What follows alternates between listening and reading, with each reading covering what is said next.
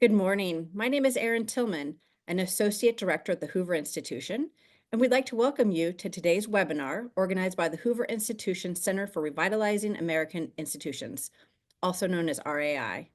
Today's session will consist of a brief opening remarks from our panelists and a facilitated discussion with our moderator, followed by a period where our panelists will respond to questions from audience members. To submit a question, please use the Q&A feature located at the bottom of your Zoom screen. We will do our best to respond to as many questions as possible. A recording of this webinar will be available at hoover.org/RAI within the next few days. The Center for Revitalizing American Institutions is a testament to the Hoover Institution's motto, Ideas Advancing Freedom. The Center for Revitalizing American Institutions was established to study the reasons behind the crisis in trust facing American institutions, analyze how they are operating in practice, and consider policy recommendations to rebuild trust and increase their effectiveness. RAI works with and supports Hoover Fellows, as well as faculty, practitioners, and policymakers from across the country to pursue evidence-based reforms that impact trust and efficacy in a wide range of American institutions. Today's topic is extraordinarily timely and important.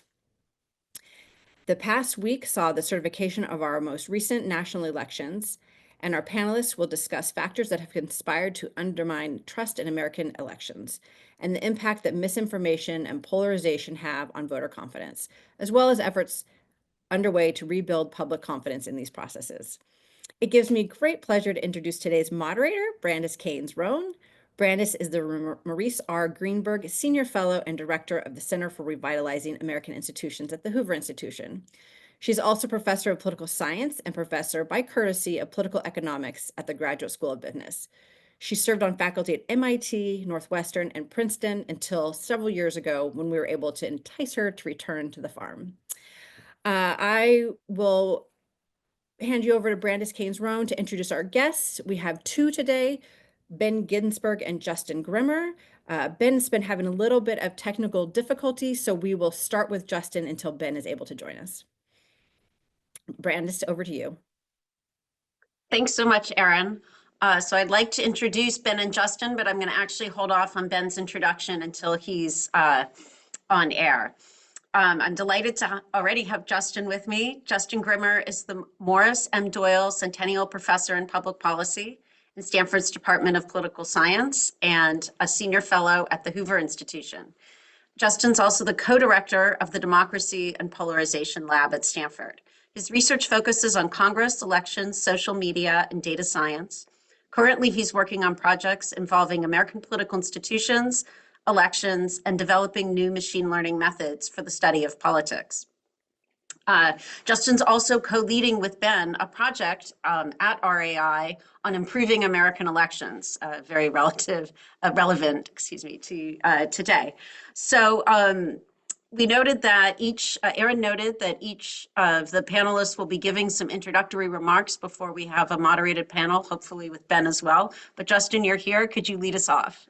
Yeah, sure. I'm happy to do that. And thank you for having me, Brandice, and very happy to be on having this conversation.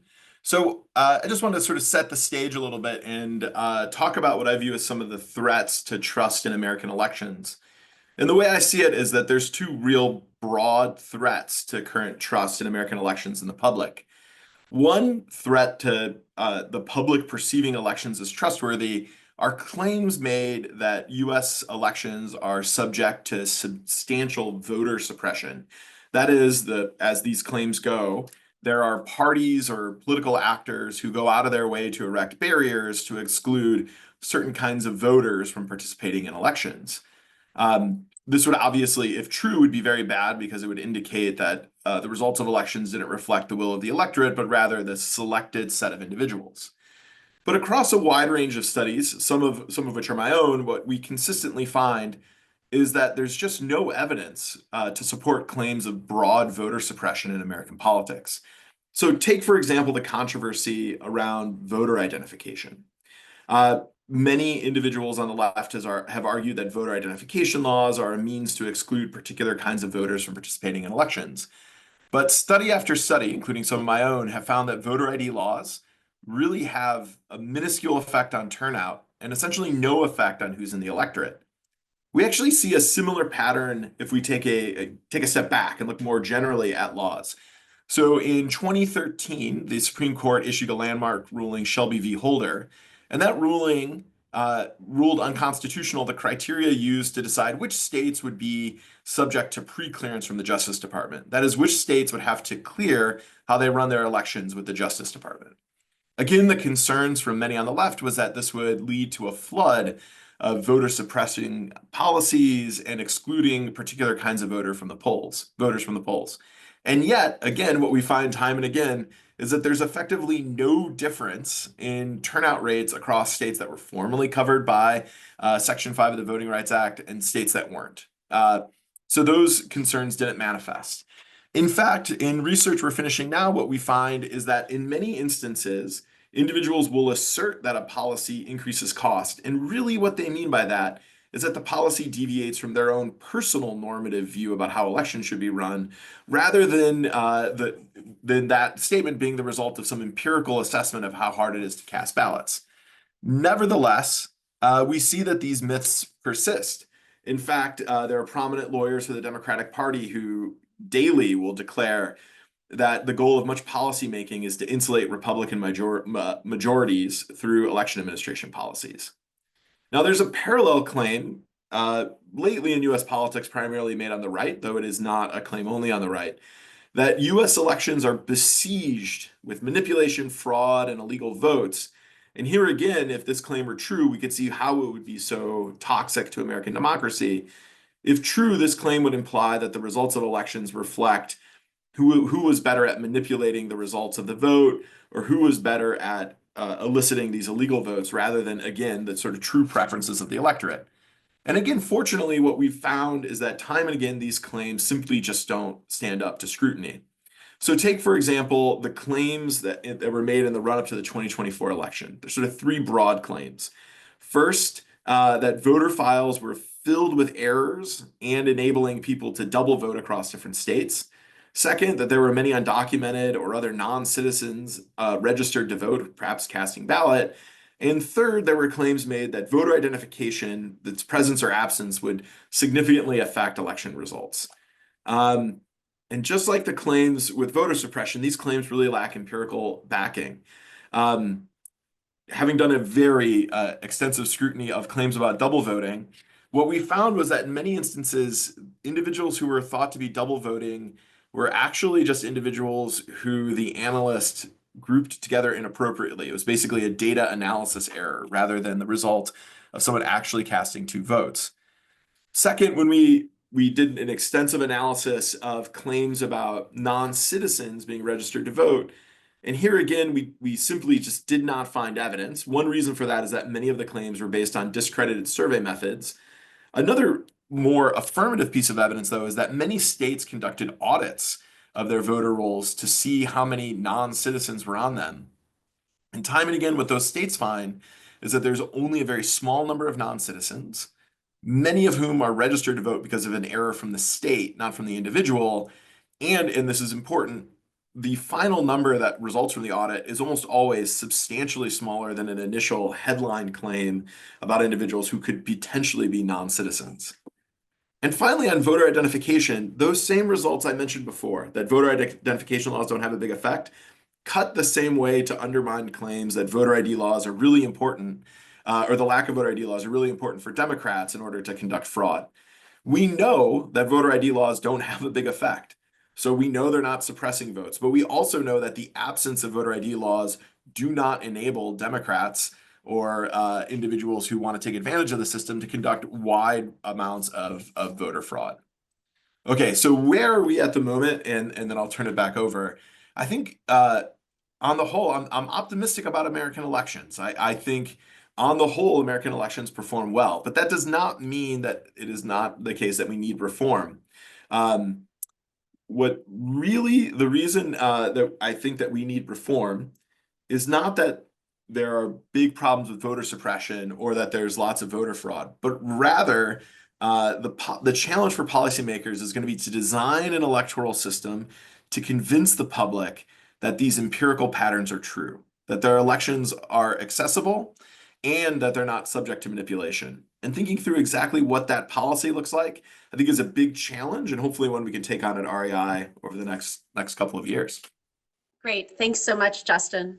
I'm delighted that Ben Ginsberg is, the technical difficulties are done. Someone commented recently at a presentation, they just wish the challenges were the same each year because, you learn how to solve them.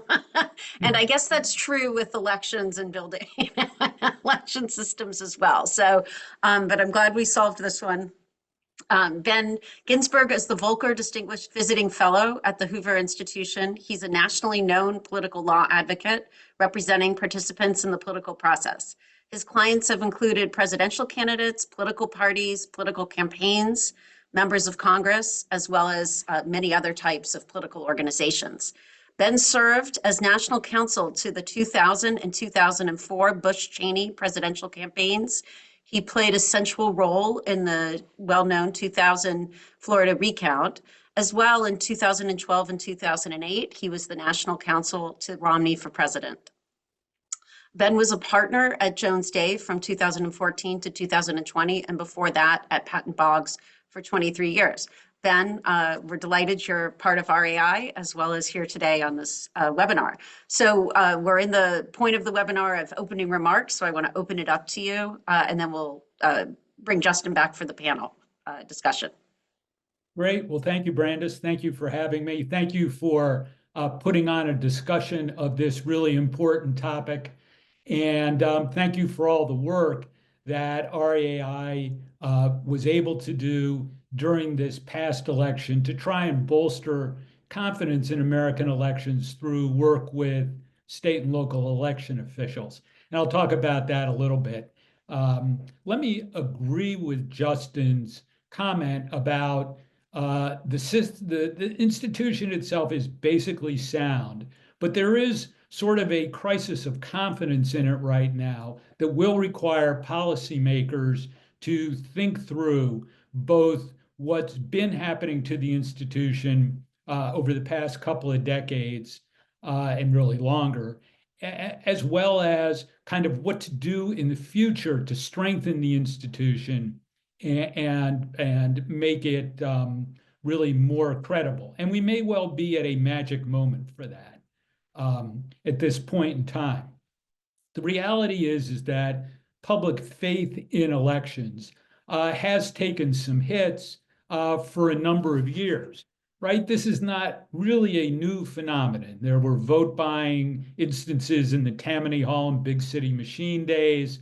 There have been more recent voting wars between the two political parties on whether there's fraud or there's suppression, and that goes back and forth in sort of the get out the vote mechanisms of the parties, but that can damage, really has damaged public confidence in the system.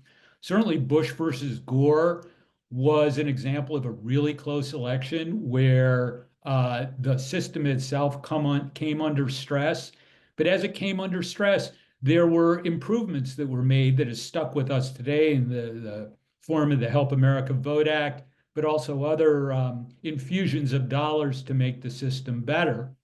And of course, now we've been in a recent period, really since the 2016 election, where the reliability of elections has been sort of a central tenet of political campaigns. And that is a significant difference from where we've been before, so that there really has been unprecedented scrutiny and attack on the election system since 2016. Obviously, those charges grew in intensity, he said in a massive understatement, with the November 2020 election and its aftermath. Remember that it was 4 years ago that the country was processing the events of January 6th, 2021, which of course is like the ultimate challenge to the reliability of elections and the peaceful transfer of power that elections provide us. In the run-up to this most recent, the 2024 elections, their reliability was questioned in well over 100 lawsuits, filed more by Republicans than Democrats, but by both parties, talking about either flaws in the system itself or unfairness in the laws that sort of govern the system. All those suits challenged various aspects of the accuracy and fairness of elections, and there was an awful lot of rhetoric to go around it about elections being rigged or stolen. Now, given the closeness of the polls pre-election in the 7 key battleground states, it was not crazy to expect an all-out assault on the institution of American elections in 2024. But then the election itself happened.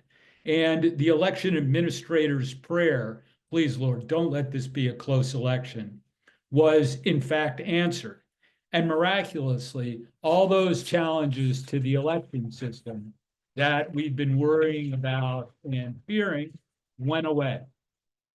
It is important to note that in all those more than 100 cases presented in 2024, there was actually no found evidence of any illegal voters casting ballots, of non-citizens voting, of absentee ballot fraud, or anything else. So the results themselves were not challenged. The cases did not go forward to make a finding like that. So the question for us now, and that we'll be discussing, is the institution of American elections now universally loved and admired, never again to be subject to challenge or question?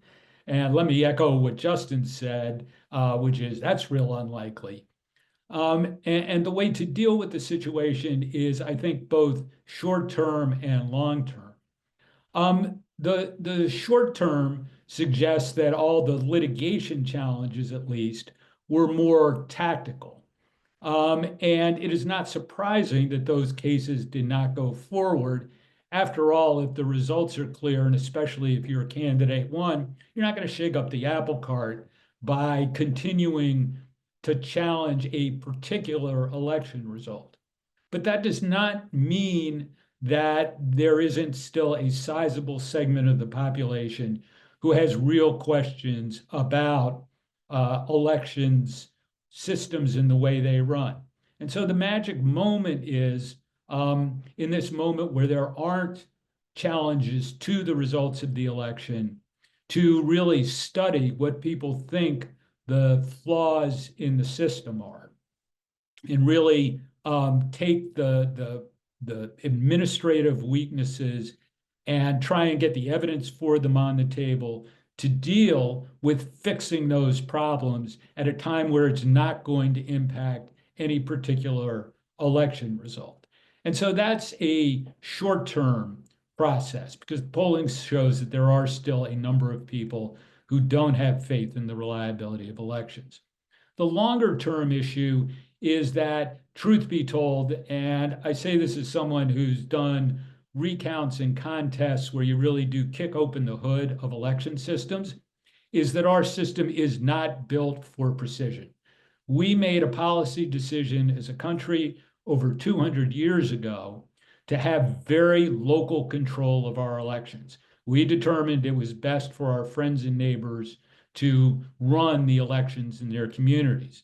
The result of that today is that there are over 10,000 jurisdictions, 10,000 different jurisdictions responsible for the casting, counting, and certification of votes. In 10,000 of anything, there are bound to be inconsistencies. And so there is a way to look at the system. It is perhaps a time to reimagine what our election system would be, because as a matter of institutional design, it would not be this. We have challenges with technology. We have challenges with consistency. We need to keep improving as the systems themselves can be improved. So with that, I think RAI's commitment to the institution of American elections will really, I hope, take both the short term, let's look at the problems on the table that people say were wrong with the system in the short term, but also long term to reimagine what a system, if we were designing it today, would look like. Great. Thanks so much, Ben, for those comments. I wondered if you and Justin could say a bit more. You've had several convenings and some here, some in Michigan, about the how to prepare election officials, in the short term. If you could say a bit more about what you've done there and what you think the right strategies are to prepare, say, for the next congressional elections or for states that have off-year state elections next year. Sure. Well, I mean, the heroes in this election were really the local and state election administrators who conducted the elections under unprecedented challenges and assault, and really adopted a strategy of being very transparent about systems. Like, people didn't really much care before 2020 how votes were processed. And election administrators really uniformly decided that the best way to deal with that was transparency. To aid that, we held 2 conferences at Hoover over the course of the cycle with election officials from around the country, the real sort of boots on the ground people, to talk about, first of all, best practices for restoring public faith in elections, and transparency was the tactic. And also to talk about the safeguards in the election process. There are 11 stages of the election process. Each has really great checks and balances in it that is not terribly well understood by the public at large. And so those 2 conferences helped with that. In September, we held a conference in Ann Arbor, Michigan, with a number of our fellow groups that brought together the secretaries of state as well as the key election officials from 6 battleground states before an audience of national media folks to describe the safeguards so that their reporting during the course of the election would point out all those safeguards that are in the system.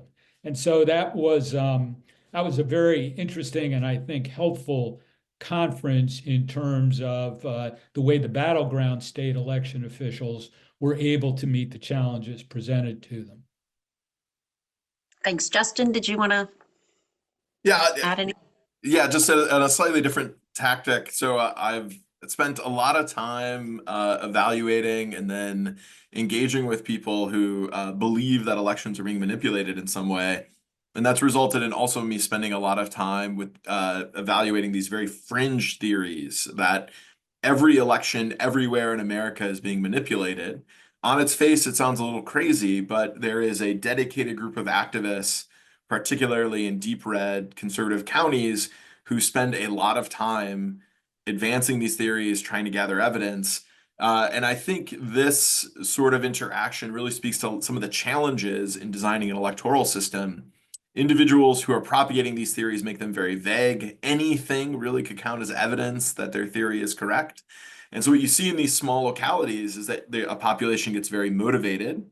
So to gather more evidence, they gather whatever evidence they think is going to be consistent with the theory, and then that leads them to distrust their local officials more, and then gather more evidence. So it's a real cycle of distrust. So I've spent some time trying to intervene in those situations, including spending time in Coos County, Oregon, where I testified before a county commission meeting with facing off against a particularly prominent conspiracy theorist in the space. Justin deserves a huge amount of credit and a lot of questions for his work in really listening on a granular level to the complaints about the election system and then presenting really terrific evidence to show that those fears were not realistic.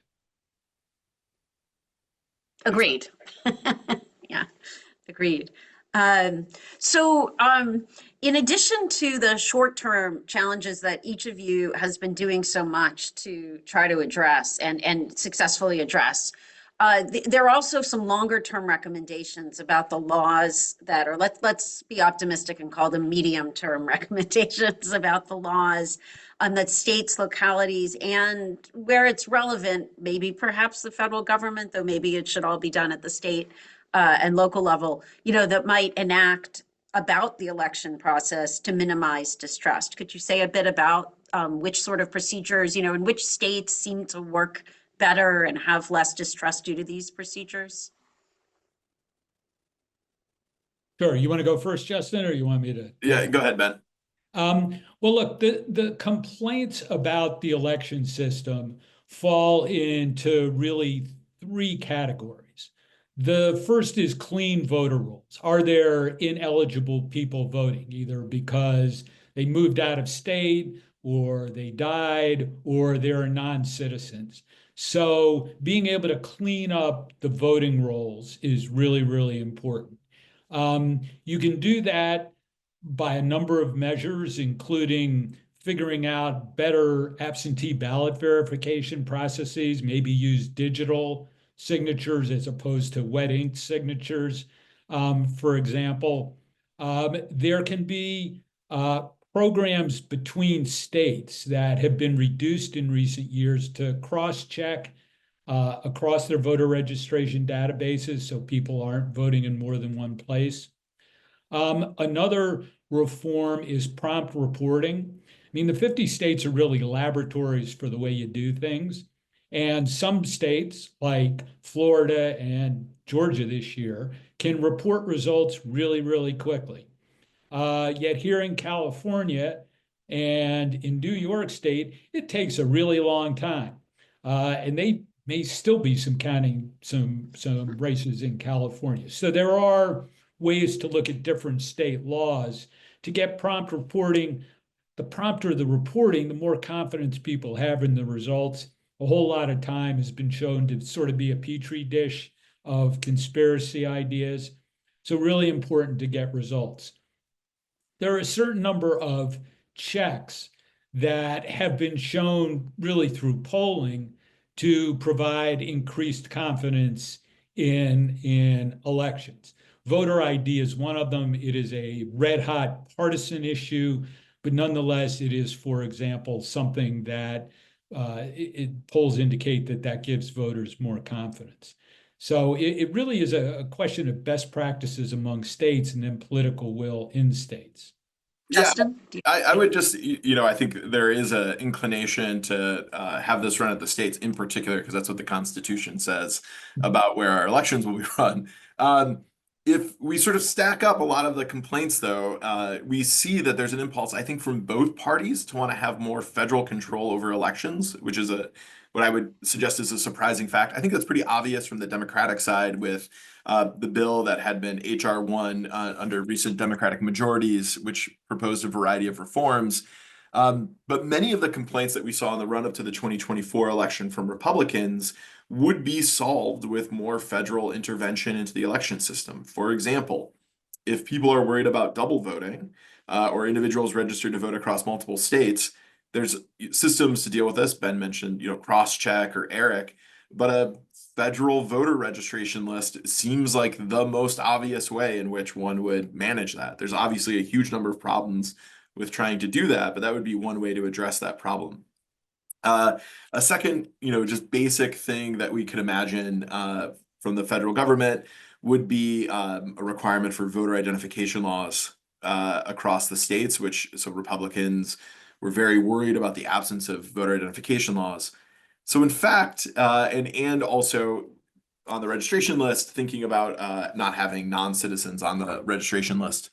Obviously, they're not allowed to vote in federal elections. I think there's an opportunity for a pretty grand bargain here if the two sides are willing to deal. I think the Democratic Party would be silly to not accept a bargain that said something like, we'll impose voter identification for all federal elections across the United States, allowing for individuals to have a variety of ways to show that identification and enabling people to get access to identification. And by the way, we're also going to create a federal registration list where we're going to make it relatively easy for citizens to register to vote. That's a trade-off that I think the Democratic Party should make. And I think if that reform were made, it would go a long way to improving trust in American elections. Interesting. Yeah, I don't know how politically we'll Yeah, go. yeah, I think it's dead on arrival, but I think they But should. no, interesting. Yeah, but sometimes these ideas, after years, you got to get them out there.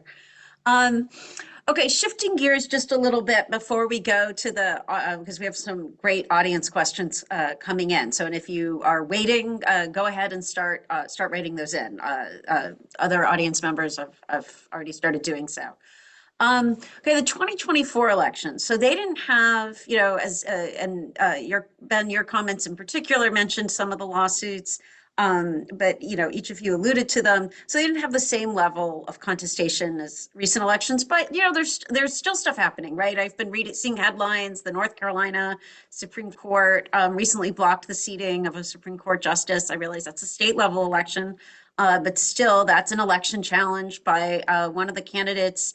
Some of these others quieted down, but in Pennsylvania, right, there were these disputes about the counting of ballots with undated envelopes, right, and the kind of tight race between McCormick and Casey. That has settled down. But I mean, how should we think about these contestations? Are they sort of just par for the course? Is this just kind of where we are? Is there something distinctive, about our current politics that makes them more prominent now than they were, say, 30 or 40 years ago? Or do they just seem more prominent?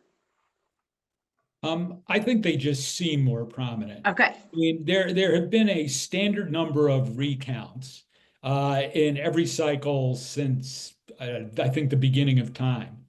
And when there are tight contests, lawyers being lawyers and candidates being candidates, there is contestation.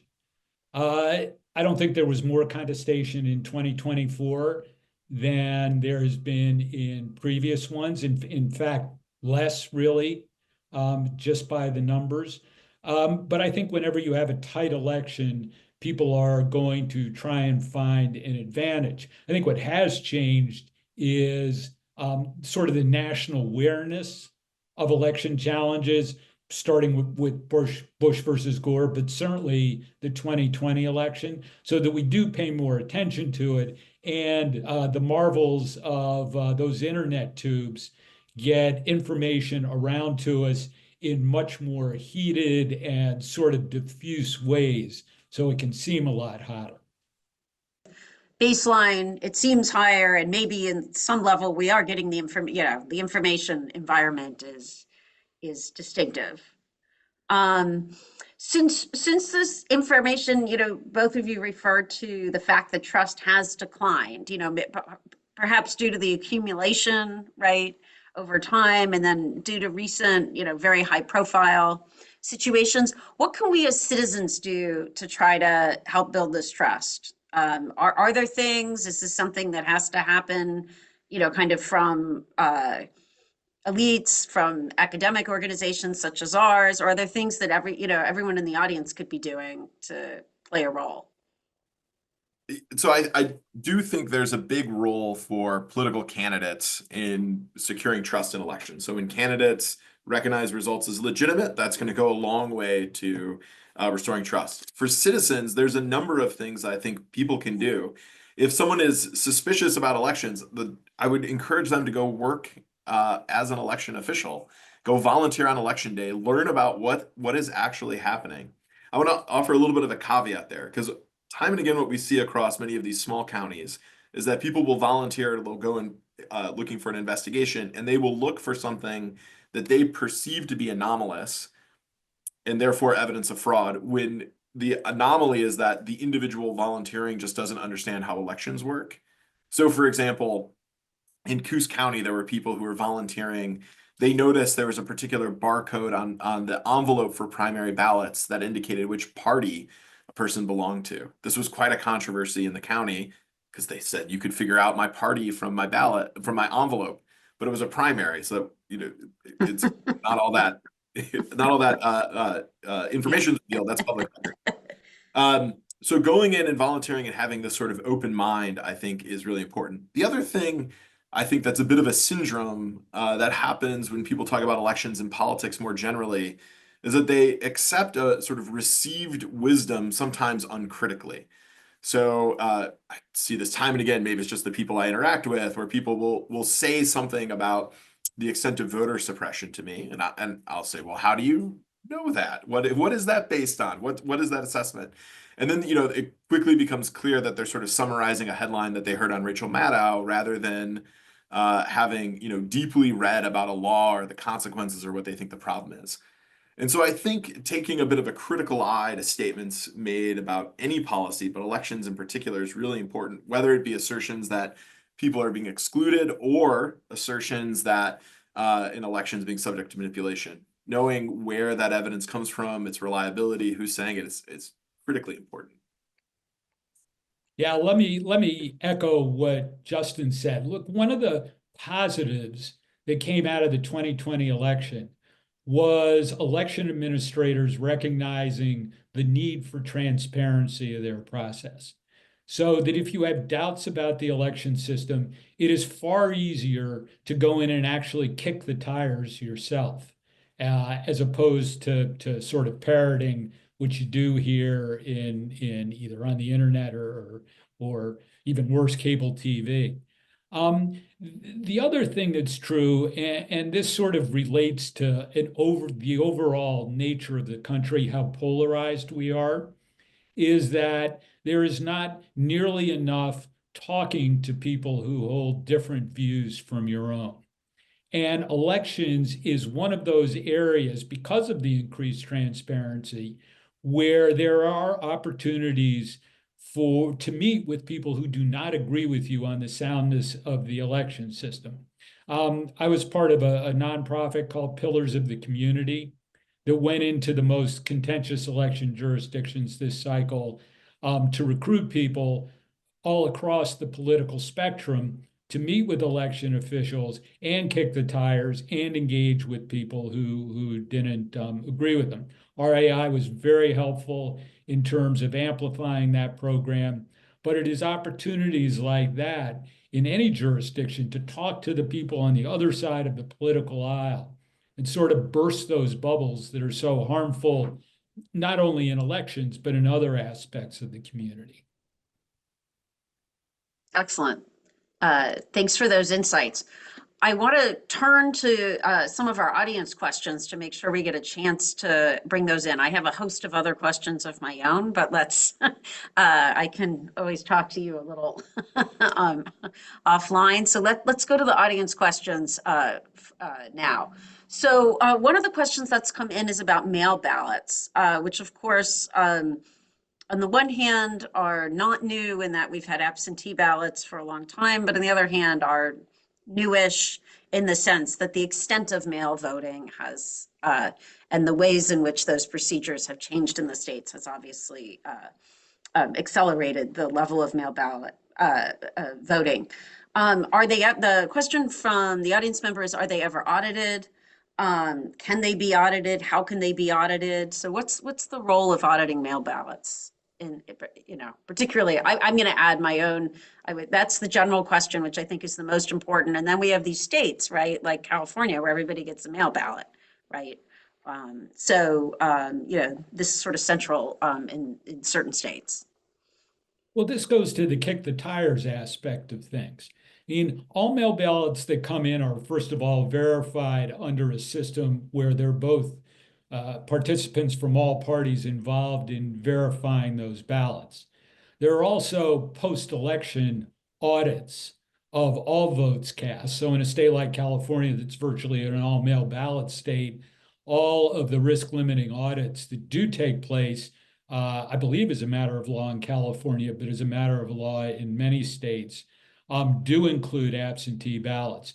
It is also interesting to note what happened with mail balloting in this campaign, why they may be regarded a little more reliably.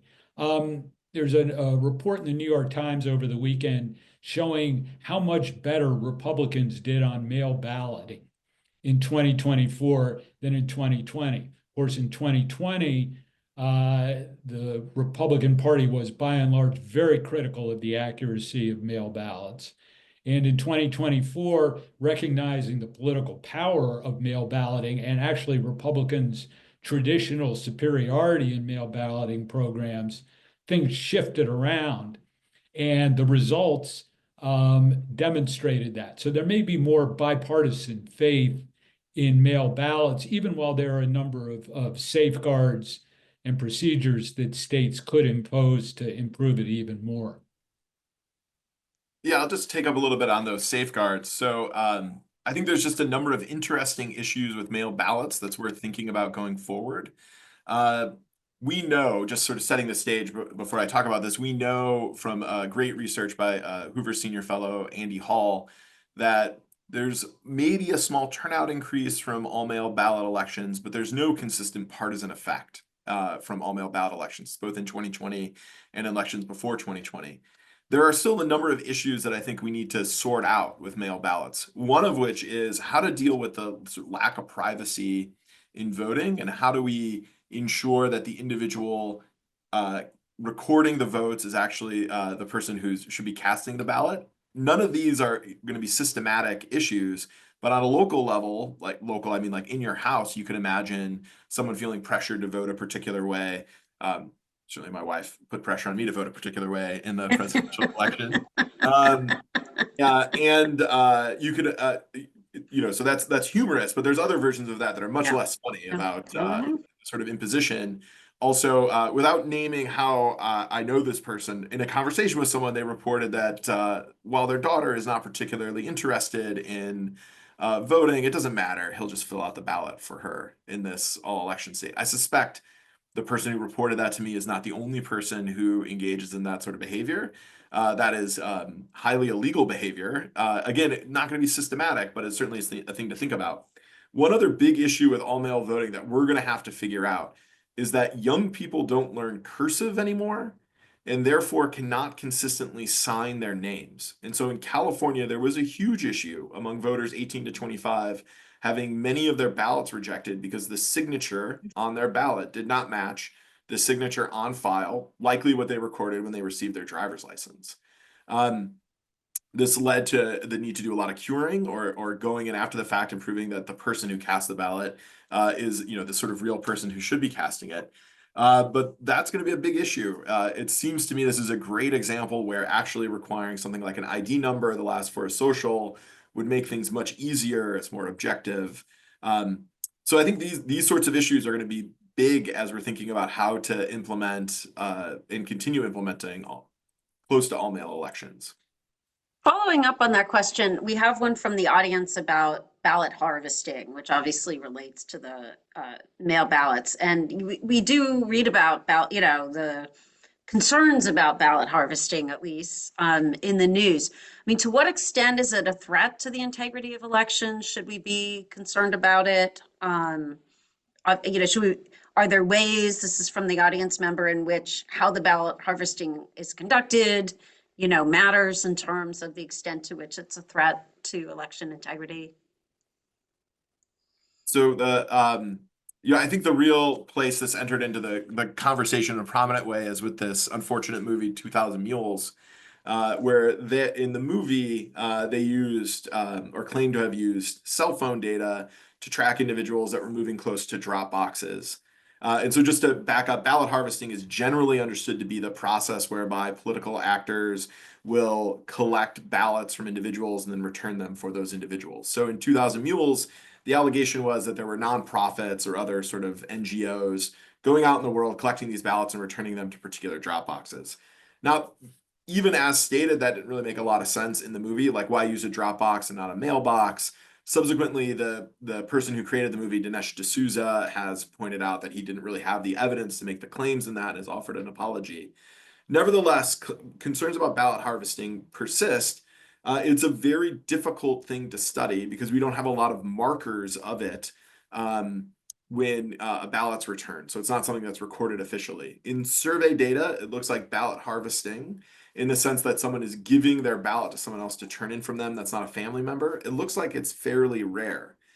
there are still some concerns there that I think we want to think about that are sort of like the all-male election. Even if it's not a big prominent thing, we still want to think about how the elections are run. So there's really an opportunity for coercion. If someone's being hired as an operative to go collect a ballot, there's a concern that someone who might be elderly or otherwise in a position to not really assert themselves, that interaction might be induced to vote in some way they may not want to, and a state may have some skepticism about that.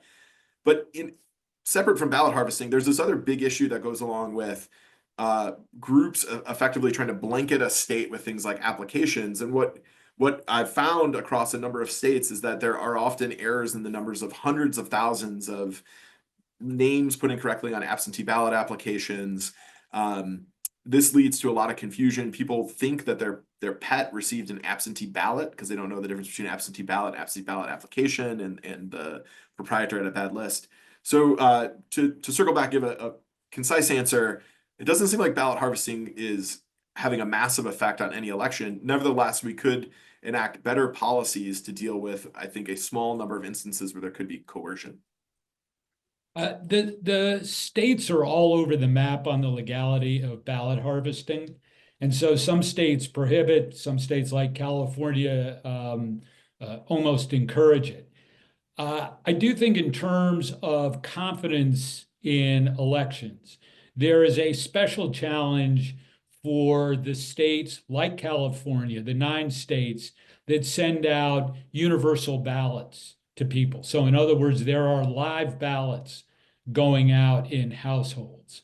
That is a greater risk of people claiming manipulation with live ballots as opposed to the states that require absentee ballot applications and then sending out ballots. So I do think California and the 8 other states with universal live ballots going out face more of a challenge in confidence than the other states who require applications first. Okay, so we're going to go to another question about confidence in the election process. And each of you has mentioned 2020 and Trump, and this question wants to kind of dive into that a little more.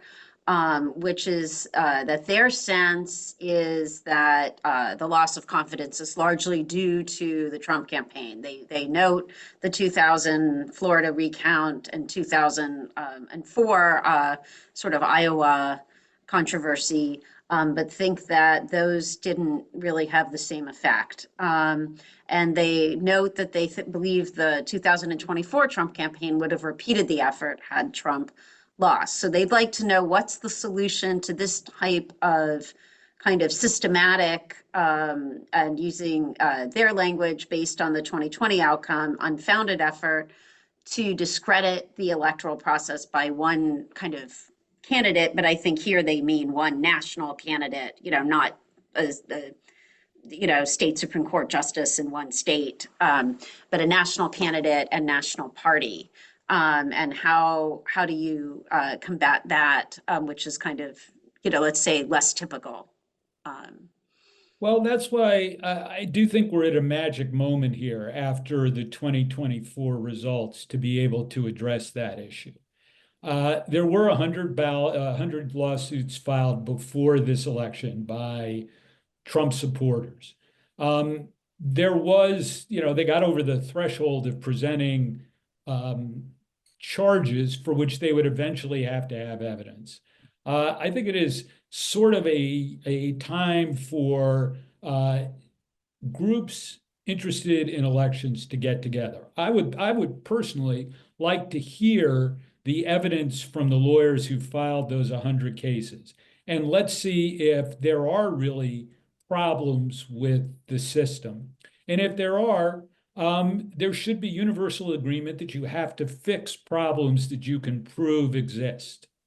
Again, the lawsuits didn't produce that evidence, but this is a different time.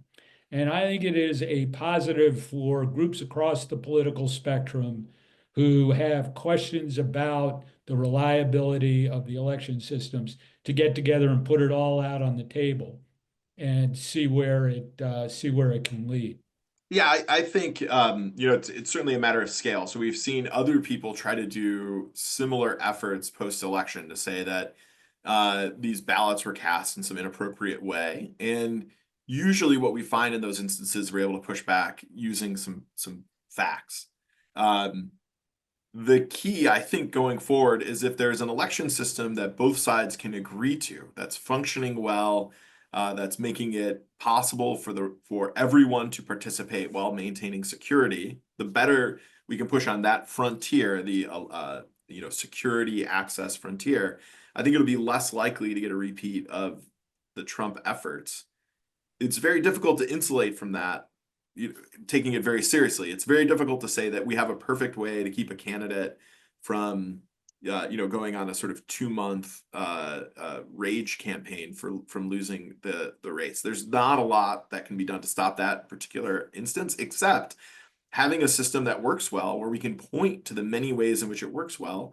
And that's a lot of what we saw in the 2020 election, was that in court cases or when evidence was presented, individuals could point to the fact that the claims being brought up did not have an evidentiary basis, and that the election could produce data that would refute the claims, which I think is useful. We have a related question, which is about the fact that the losing party basically, in whether it's national or more local or state, basically has an incentive to sort of do this, and that the voters have an incentive. And so they're wondering what can be done. And I'll add to that. I know you've mentioned proactive things. If you have suggestions of what should election officials do when these claims emerge, right? Because you can do a lot of, probably the most important is what you do proactively and preemptively, but then the claims still emerge. It was a close election, somebody lost. What should election officials do, and how can those efforts be successful ex post? Well, when there are complaints about elections because of the direct results of an election, there are recounts and contests. And I think election officials will tell you they want to be very open and transparent in those processes to allow the public to look at. But if anyone has a specific complaint about a specific close election, then you really do get to kick open the hood of the election machine and take a look at all the records. To Justin's point, it doesn't always guarantee that an embittered losing candidate is going to accept the result of that recount or contest or litigation or even audit. But nonetheless, in an objective sense, election officials will make that process open, do make that process open for people to be able to see. Yeah, I think there's a couple reactions that can happen. Sometimes you see election officials who are under a lot of stress and they hear something, a claim being made, it's very clearly a sour grapes kind of claim, and they respond very dismissively and say, well, that's impossible, or that can't happen. I think that that's an unfortunate response from an election official, even though I'm very sympathetic to the energy and that would lead them to have that sort of response. People are raising complaints, and they want to be heard and they want to understand. And I think offering clear explanations based on the facts and how elections are run is going to be very important. But for example, Stacey Abrams, after the 2018 election, raised a series of objections, not really any of which were based on any sort of facts. I think that responding to those claims did make election officials in Georgia enable them to communicate more clearly about some challenges they would then face in 2020. So I do think there's some practice involved. But again, it's just really hard to design a system to say if a candidate's going to be quite embittered that we can guarantee they won't erode trust. That's going to be very hard to do. We have a question, a different angle on the mail-in ballots, which is from someone who moved from Florida to Washington and had been an election volunteered as a poll worker in Florida, but then of course in Washington, where it's all mail-in, they're not doing that. And their experience as a poll worker was that there was a lot of excitement from people who showed up at the polls and that and participated in that way. And they're wondering if there's thoughts on whether, this sort of that loss of real-time physical involvement in the election process and seeing the poll workers and the process firsthand may contribute to a loss of confidence. Just to take that very briefly, so I personally always vote on election day because I also like the excitement of going to the polls. I like the idea that I do too. Yes. I voted do here too. on campus. Yeah. And I like seeing the democracy in action. I like being able to thank the election workers. I have our colleague, Emily Booth Chapman, who is a philosopher in the political science department, has a wonderful book where she makes an affirmative case for election day voting, not based on skepticism about the security of absentee voting, but that in her view, it encourages a sort of civic performance together as people are going out to vote. So I think, that's certainly part of it. Among the things that lead to skepticism from all mail ballots, I don't know how much it is about going in. It would be a very hard thing to get data on. I think the thing that probably leads to the most distrust from all mail elections is that it's very hard to maintain a registration roll that is exactly calibrated to people who are currently eligible to vote in the state. So by definition, you're propagating ballots to people who cannot cast those ballots. I don't think those ballots get returned very often, but people think that they will, which leads to the crisis in confidence.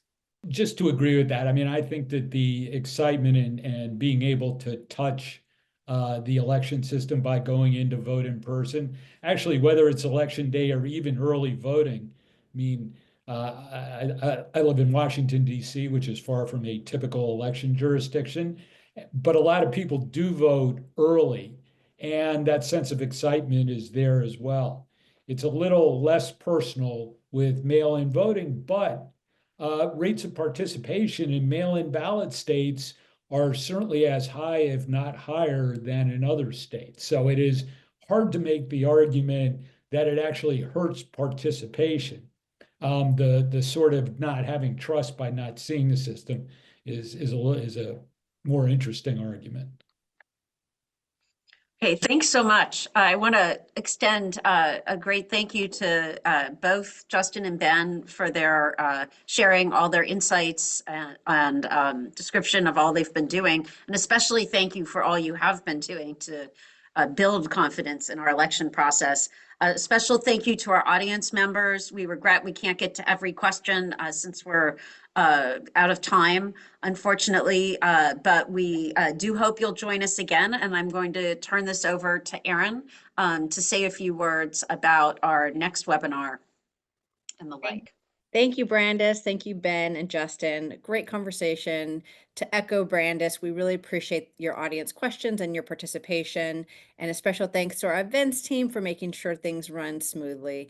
We just want to remind you that this recording will be available on the Hoover event webpage, hoover.org, in the next 3 to 4 business days.